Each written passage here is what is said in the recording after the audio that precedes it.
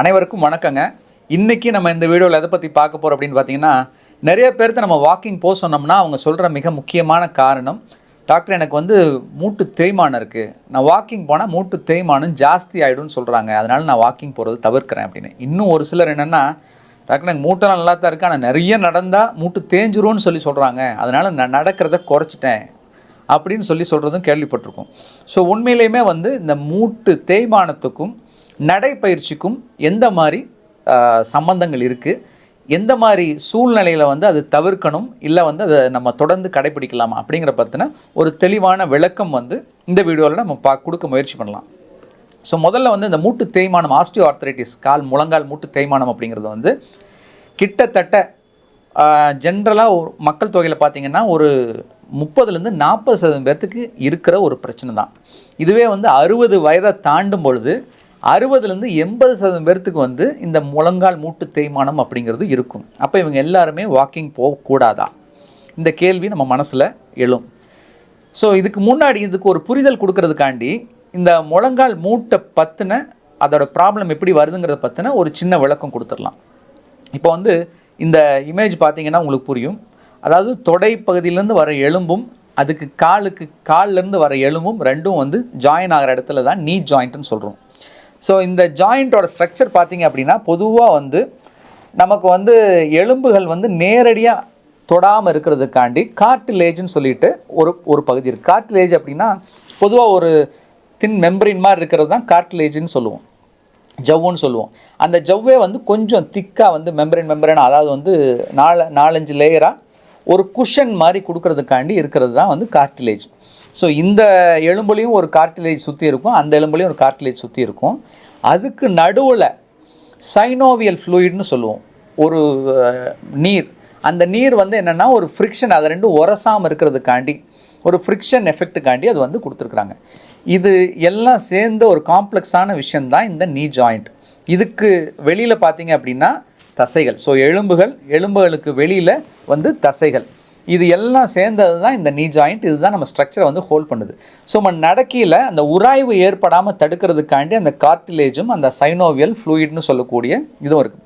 இப்போ சிம்பிளாக சொல்லணும்னு வச்சுக்கோங்க, இப்போ நம்ம கதவை திறக்கிறோம் இல்லைங்களா, அந்த இடத்துல இருக்கிற மாதிரி கிரீஸ் நம்ம அது போடுறோம் இல்லையா, அந்த மூமெண்ட்டை ஈஸியாக இருக்கிறதுக்கு.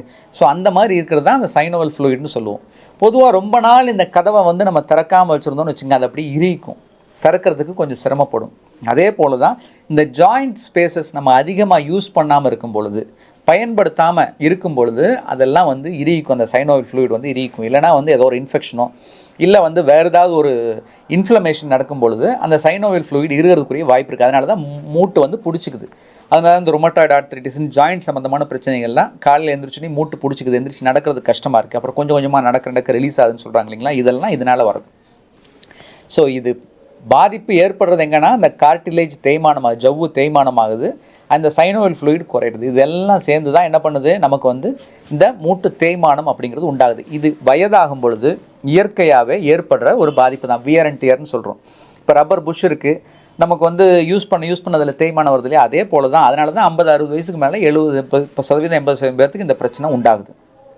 சரி, இப்போ நீங்கள் சொல்கிறது படி பார்த்தா புரிஞ்சது டாக்டர். ஆனால் வந்து அந்த மாதிரி தேய்மானம் வந்துருச்சு அப்படிங்கும் பொழுது நம்ம அடுத்து நடைப்பயிற்சி பண்ணும்போது இந்த தேய்மானம் அதிகம்தானே ஆகும், அதனால் தவிர்க்கிறதான அவசியம் அப்படிங்கிற ஒரு கேள்வி இந்த இடத்துல வரலாம். இப்போது இந்த இடத்துல தான் இந்த நடைப்பயிற்சியோட பலன்கள் என்ன, அதுவும் நம்மளோட இந்த நீ ஜாயிண்ட் ப்ராப்ளத்தில், ஆர்த்ரைட்டிஸ் ப்ராப்ளத்தில் என்ன மாதிரி பலன்களை கொடுக்கும் அப்படிங்கிறத புரிஞ்சுக்கணும். முதல் பலன் வந்து எக்ஸசைஸ் நம்ம பண்ணும்பொழுது நம்ம தசைகள் வந்து வலுவடையும். நான் முன்னாடியே சொன்னேன், இந்த எலும்புகளுக்கு வெளியில் தசைகள் இருக்குன்னு அந்த பிக்சர் காமிச்சிருந்தேன். அந்த தசைகள் வந்து வலுவாகும் பொழுது நமக்கு என்ன ஒரு அட்வான்டேஜ் கிடைக்கும் அப்படின்னா, இந்த மூட்டில் இறங்குற வெயிட் அப்படிங்கிறது வந்து நமக்கு வந்து குறையும். ஸோ நேச்சுரலாக எக்ஸசைஸ் பண்ணும்போது தசைகள் வலுவாகும் போது மூட்டில் இறங்குற அந்த வெயிட் குறையும் பொழுது நமக்கு வலி நிச்சயமாக குறையும். இது ரொம்ப முக்கியமாக எடுத்துக்க வேண்டிய பாயிண்ட். பாரதி சொன்ன மாதிரி விசையுறும் பந்தினை போல் உள்ளம் வேண்டியபடி செல்லும் உடல் கேட்டேன் அப்படின்னு சொல்லுவான் இல்லையா. ஸோ அந்த எக்ஸசைஸ் பண்ண நம்மளோட தசைகள் வந்து நல்ல வலுவாகும். நம்ம எவ்வளோ தூரம் நம்ம வந்து நடக்கணும் பண்ணணுமோ அதுக்குரிய உதவியை அது செய்யும். அந்த உதவியை இந்த நீ ஜாயிண்ட் பெயின்லையும், அதாவது வந்து ஆர்த்ரைட்டிஸ் மூட்டு வலி ப்ராப்ளத்துலேயும் வந்து நிச்சயமாக பண்ணுறதுனால வெயிட்டு குறையும். ஸோ அட்வான்டேஜ் நம்ம பண்ணும் பொழுது தசைகளுக்கு எக்ஸசைஸ், தசைகள் வலுவாகும். தசைகள் வலுவாகிறதுனால நீ ஜாயிண்ட்டில் இருக்கிற வெயிட் குறையும், அதனால் பெயின் குறையும். அடுத்தது பொதுவாக இந்த மாதிரி நீ ப்ராப்ளம், முழங்கால் மூட்டு ப்ராப்ளம் இருக்கிறவங்களுக்கு லோ இம்பேக்ட் எக்ஸசைசஸ் தான் நம்ம வந்து சஜஸ்ட் பண்ணுவோம். எல்லாருமே சொல்கிறது என்னென்னா low impact exercise. Low impact அப்படின்னா அந்த மூட்டுக்கு அதிகப்படியான பாரத்தை கொடுக்காத எக்ஸசைஸ். ஸோ அந்த லோ இம்பேக்ட் எக்ஸசைஸில் என்னென்ன வருதுன்னு கேட்டிங்கன்னா, முதல்ல வாக்கிங், அதாவது நார்மல் வாக்கிங். எப்போ நடக்கும்போது அதில் அழுத்தம் வரும்னு நீங்கள் நினைக்கலாம், கிடையாது. ஓடும் பொழுது அழுத்தம் ஜாஸ்தி வரும், நடக்கும்போது அழுத்தம் வராது. அதே மாதிரி கொஞ்சம் மெதுவாக ஸ்டேர்ஸ் எழுதும் பொழுதும் அழுத்தம் வந்து அதிகமாக வராது. ஸோ இதுதான் லோ இம்பேக்ட் எக்ஸசைஸ்ன்னு சொல்லுவோம். அதுக்கடுத்து லோ இம்பேக்ட் எக்ஸசைஸ் என்னென்னு பார்த்தீங்க அப்படின்னா சைக்கிளிங் வந்து நிச்சயமாக வந்து நமக்கு வந்து மூட்டுக்கு பெருசாக வந்து பாரத்தை கொடுக்காது. அதே போல் ஸ்விம்மிங், அது சுத்தமாகவே வந்து நம்ம மூட்டுக்கு பாரத்தை கொடுக்காது. ஸோ சைக்கிளிங், ஸ்விம்மிங், வாக்கிங், இந்த லோ இம்பேக்ட் எக்ஸசைஸ் மூணுமே வந்து முழங்கால் மூட்டு பிரச்சனை இருக்குன்னு நல்லது. ஆனால் என்னென்னா அந்த சைக்கிள் அப்படிங்கிறது வேணும், அது ஓட்ட தெரியணும், அதுக்கு நிறைய ரோட்டில் வந்து நம்ம வந்து கேர்ஃபுல்லாக போகணும், இவ்வளோ விஷயம் இருக்குது. ஸ்விம்மிங் அப்படிங்கிறது நிறைய பேருக்கு ஸ்விம்மிங் தெரியணும், அதுக்குரிய வாய்ப்பு இருக்கணும், கரெக்டான தண்ணி இருக்கணும், இது எல்லாமே இருக்குது. பட் வாக்கிங் அப்படிங்கிறது நம்மளால் எல்லா இடத்துனாலையும் செய்ய முடியும், எங்கே வேணால் செய்யலாம். ஸோ அதனால் இந்த லோ இம்பேக்ட் எக்ஸசைஸில் எது ரொம்ப ஈஸியான விஷயம் அப்படின்னா நிச்சயமாக அது வாக்கிங் தான். ஸோ மசில் ஸ்ட்ரென்த் இம்ப்ரூவ் பண்ணுது லோ இம்பேக்ட் எக்ஸசைஸில் பெஸ்ட் அப்படின்னு பார்த்தா வாக்கிங். மூணாவது வந்து பார்த்திங்க அப்படின்னா ஜாயிண்ட் ஃப்ளெக்சிபிலிட்டி, அதாவது வந்து இந்த மடங்கி விரியுது இல்லையா ஜாயிண்ட்ஸு, அந்த ஜாயிண்ட் ஃப்ளெக்சிபிலிட்டிக்கு அந்த சைனோவியல் ஃப்ளூயிட் மூவ்மெண்ட் அப்படிங்கிறது ரொம்ப அவசியம். ஒரே இடத்துல நின்னா இறுகிக்கும், நான் முன்ன சொன்ன மாதிரி. ஸோ அந்த மூமெண்ட்டுக்கு, சைனோவியல் ஃப்ளூயிடோட மூமெண்ட்டுக்காண்டி தேவையான ஒரு விஷயம் வந்து இந்த வாக்கிங் அப்படிங்கிற எக்ஸசைஸ். ஏன்னா மூட்டு வந்து சுருங்கி விரியும் போது என்ன ஆகும், அந்த இருக்கிற ஃப்ளூயிட்ஸ் வந்து மூவ் ஆகிட்டே இருக்கும். நான் கதவுல சொன்ன எக்ஸாம்பிள் தான், திறந்து மூடுறது ஈஸியாக இருக்க மாதிரி. ஸோ இது வந்து மூணாவது விஷயம். நாலாவது வந்து என்னென்னா, முழங்கால் மூட்டு பிரச்சனைக்கு இன்னொரு முக்கியமான காரணம் உடல் பருமன். ஸோ உடல் பருமன் குறையணும் அப்படின்னா நம்ம இவ்வளோ நாள் சொல்லிட்டு இருக்கிறதுனா எக்ஸசைஸ் பண்ணணும். எக்ஸசைஸ் பண்ணுறது ரொம்ப ஈஸியானது வாக்கிங். ஸோ அதனால் வெயிட்டு குறையும் பொழுது அதுவும் மூட்டு வலியை குறைக்கும். அதே போல் அடுத்த முக்கியமான விஷயம், மொபிலிட்டி இல்லாமல் இருக்கிறதுனால இது மூட்டுக்கு மட்டும் இல்லை, உடல் சார்ந்த பிரச்சனை, சுகரு, ப்ரெஷரு, ஹார்ட் ப்ராப்ளம், இது மூணுக்குமே வந்து கண்ட்ரோல் பண்ணுறதுக்கு அவசியமான ஒரு விஷயம் walking. So general condition improve ஆகும். ஸோ வாக்கிங்னால் கிடைக்கிற பெனிஃபிட் என்னென்னு கேட்டிங்கன்னா, மூட்டு தசைகள் வலுவாகிறதுனால வலி குறையும். அதே போல் ஜாயிண்ட் ஃப்ளெக்சிபிலிட்டி இம்ப்ரூவ் ஆகும். லோ இம்பேக்ட் எக்ஸசைஸில் வந்து ரொம்ப ஈஸியாக பண்ணக்கூடியது வாக்கிங் தான். நாலாவது விஷயம் வந்து உங்களுக்கு வந்து வெயிட் குறையும். அஞ்சாவது இருதயம், சர்க்கரை நோய், ப்ரெஷர், இது மூணும் கண்ட்ரோல் ஆகும். ஸோ இந்த பெனிஃபிட்ஸ் எல்லாம் கிடைக்கும் பொழுது நமக்கு வந்து வாக்கிங் வந்து பண்ணலாமா வேண்டாமான்னு நீங்களே யோசிச்சுக்கலாம். ஸோ நிச்சயமாக முதல் 3 ஸ்டேஜ் வரைக்கும் உங்களுக்கு வந்து வாக்கிங் அப்படிங்கிறது சாத்தியம்தான். கடைசி ஸ்டேஜில் உங்களால் நடக்க முடியாது. அந்த சமயத்தில் வாக்கிங் பண்ணுறது நிச்சயமாக என்னதுங்க, நம்ம வந்து அவாய்ட் பண்ணி தான் ஆகணும். அந்த டைமில் கிட்டத்தட்ட சர்ஜரி போகிற டைம். ஸோ பொதுவாக வந்து ஒரு உயிரோட இயல்பு என்னென்னா இயக்கம். ஒரு பொருள் உயிரோடு இருக்குங்கிறதுக்கு இயக்கம் தான் முக்கியமான ஒரு எடுத்துக்காட்டாக சொல்லலாம். அது இருந்தால் தான் நம்ம உயிரோடு இருக்கணும்னு சொல்ல முடியும். ஸோ அந்த இயக்கத்தை வந்து நம்ம செய்யலை அப்படின்னா ஒவ்வொரு உறுப்பும் அதோட வேலையை குறைச்சிக்கிட்டே தான் வரும். அதனால் நீங்கள் மூட்டு வலின்னு சொல்லிவிட்டு இந்த வாக்கிங்கை தவிர்க்க வேண்டிய அவசியம் இல்லை. அதே டைமில் எந்த மாதிரி ஸ்டெப்ஸ் எடுத்துக்கணும் அது ரொம்ப முக்கியம். உடனே டாக்டர் வாக்கிங் சொல்லிட்டாங்க போய் கடை நனைஞ்சு இருக்கிற மூட்டெல்லாம் தேஞ்சு போச்சு வலிக்குது அப்படின்னு சொல்லக்கூடாது. ஸோ ஆரம்பிக்கிறவங்க முதல்ல வந்து கிராஜுவலாக கொஞ்சமாக ஆரம்பிக்கணும்.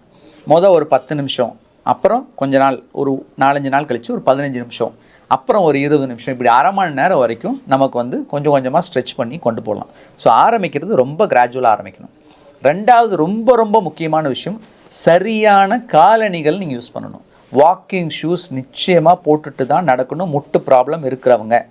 அது இல்லாமல் வருங்காலில் நடக்கிறதோ இல்லை வந்து செருப்பு போட்டு நடக்கிறதோ நிச்சயமாக உங்கள் மூட்டு வலியை அதிகப்படுத்தும். ஏன்னா அங்கே நடக்கிற பொசிஷன் கரெக்டாக இருக்காது, தேய்மானத்தை அதிகப்படுத்தும். ஸோ அதனால் ரெண்டாவது முக்கியமான விஷயம் சரியான காலணிகள். மூணாவது ஈவன் சர்ஃபேஸில் நடக்கணும்.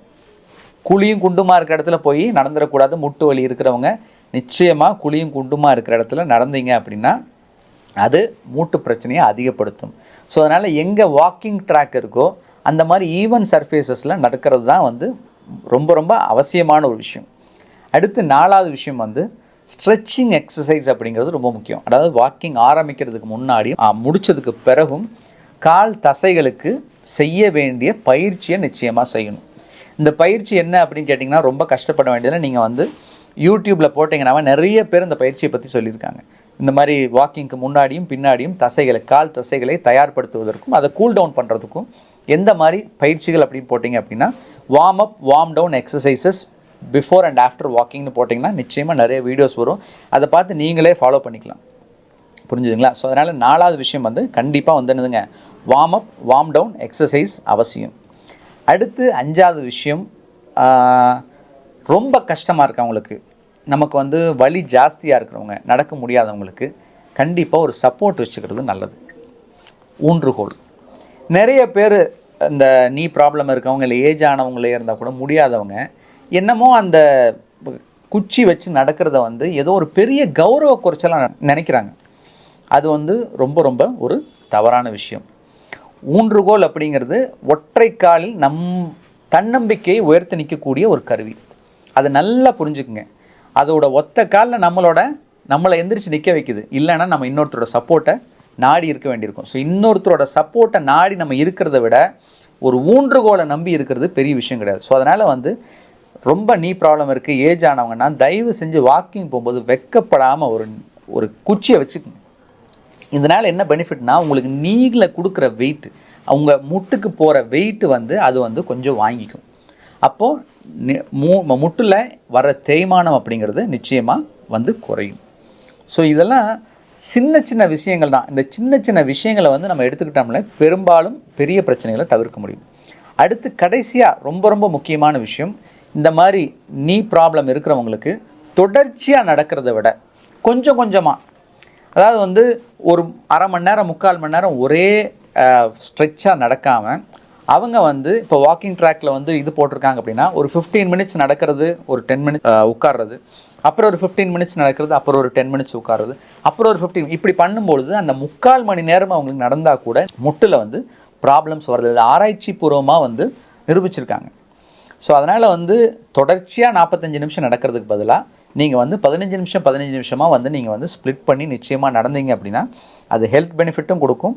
அது இல்லாமல் நமக்கு முட்டு வலியும் குறைக்கும். நிறைய பேர் முட்டு வலி நடந்தால் அதிகமாகும் நினச்சிட்டு இருக்காங்க. முட்டு வலி நடந்தால் அதிகமாகுது குறையும். இது எல்லாம் போக ரொம்ப எக்ஸ்ட்ரீம் சிச்சுவேஷன், நீ தேய்மானம், முட்டு தேய்மானம் இருந்துச்சு அப்படின்னா நம்ம உடம்பே சொல்லணும் இதுக்கு மேலே நடக்க முடியாது, கால் வலிக்குது அப்படின்னு. ஸோ அந்த மாதிரி இருக்கிறவங்க நிச்சயமாக நடக்கிறது அதோடு நிப்பாட்டிக்கணும். அதுக்கப்புறம் ஏதாவது ஒரு ஆட்டோவோ ஏதோ பிடிச்சி நீ போயிடணும், இல்லை கொஞ்சம் நேரம் ரெஸ்ட் எடுத்துகிட்டு யாராவது கூப்பிட சொல்லி போகணும். அது இல்லாமல் நடக்கிறோன்னு ஸ்ட்ரெஸ் பண்ணக்கூடாது. ஸோ எவ்வளவு தூரம் இயலுமோ அது நம்ம உடம்பு காட்டி கொடுக்கும்.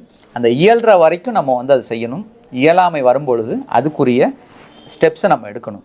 அது இல்லாமல் எனக்கு முட்டு தேய்மானம் ஆயிடுச்சு, இல்லை முட்டு தேய்மானம் ஆயிரும் அப்படின்னு சொல்லிட்டு இது ஒரு காரணமாக நிறைய பேர் சொல்லிட்டு வாக்கிங் போகிறத தவிர்க்கிறாங்க. இருக்கிறதுலையே ரொம்ப ரொம்ப பணம் செலவாகாமல் ஆரோக்கியத்துக்கு எதாவது செய்ய முடியும்னா ரொம்ப ரொம்ப பேசிக்கான விஷயம் இந்த வாக்கிங் மட்டும்தான். ஏன்னா இதுக்கு எந்த விதமான காசு பணம் செலவு பண்ண வேண்டியதில்லை. மீறி போனால் ஒரு ஷூ வாங்கி போடுவோம், மற்றபடி வேறு எந்த செலவும் கிடையாது. ஸோ அதனால் வந்து எளிமையான முறையில் ஃப்ரீயாக கிடைக்கிற வைத்தியம் வாக்கிங். இதை வந்து கால் முட்டு தேஞ்சிருச்சு இல்லை முட்டு தேஞ்சிரும்னு பயத்தில் பண்ணாமல் இருக்காதீங்க. இதனால் கிடைக்கிற பெனிஃபிட் ஜாஸ்தி. முட்டுக்கு மட்டும் இல்லை, மொத்த உடம்புக்கும் கிடைக்கிற பெனிஃபிட் ஜாஸ்தி. நிச்சயமாக வந்து இன்னையிலேருந்து நீங்கள் வாக்கிங் ஸ்டார்ட் பண்ணுவீங்கன்னு நினைக்கிறேன். அது காலையில் பண்ணாலும் சரி, சாயங்காலம் பண்ணாலும் சரி, எவ்வளவு நேரம் பண்ண முடியுதோ பண்ணுங்கள். நல்ல ஒரு சூழலில் பண்ணிங்க அப்படின்னா உடல் ஆரோக்கியம் மட்டும் இல்லை, மன ஆரோக்கியமும் பெறும். நிறைய பேர் வந்து நம்ம மொட்டை மாடியில் வாக் போகலாமான்னா தாராளமாக நீங்கள் எதுவுமே வாக் பண்ண முடியாத சூழ்நிலை இருக்கிறவங்க மொட்டை மாடியில் வாக்கிங் போங்க. பட் வாய்ப்பு இருக்கிறவங்க வெளியில் போங்க. ஏன்னா வெளியில் போகும்போது ஒன்று நிறைய பேர்த்த பார்ப்போம், புது புது முகங்களை பார்ப்போம், புது புது விஷயங்களை பார்ப்போம். இது வந்து மனதுக்கு ஒரு புத்துணர்ச்சியை கொடுக்கும். ஸோ உடலுக்கு ஒரு புத்துணர்ச்சி, மனதுக்கும் ஒரு புத்துணர்ச்சியை கொடுக்கும். அதனால் வந்து மன ஆரோக்கியமும் கண்டிப்பாக நிச்சயமாக பெருகும். ஸோ இந்த வீடியோ உங்களுக்கு பயனுள்ளதாக இருக்கும்னு நினச்சிங்க அப்படின்னா மற்றவங்களுக்கும் ஷேர் பண்ணுங்கள். வாக்கிங் போகாதவங்க நிச்சயமாக வாக்கிங் போங்க. அதே போல் வாக்கிங் போகிறது ஏதோ சுகரு, ப்ரெஷரு, முட்டு வலி இருக்கவங்களுக்கு மட்டும் நினச்சிக்காதீங்க. வாக்கிங் போகிறது அப்படிங்கிறது வந்து மூச்சு விடுற எல்லாரும் பண்ண வேண்டிய ஒரு விஷயம். ஸோ மூச்சு விடாத டைமில் நம்ம வந்து வாக்கிங்கை நிறுத்திக்கலாம். மூச்சு விடுற எல்லாருமே நிச்சயமாக உடற்பயிற்சி அப்படிங்கிறது ஒரு அவசியமான விஷயம். மீண்டும் ஒரு ஆரோக்கிய தகவலோடு அடுத்த வீடியோவில் சந்திப்போம். நன்றி, வணக்கம்.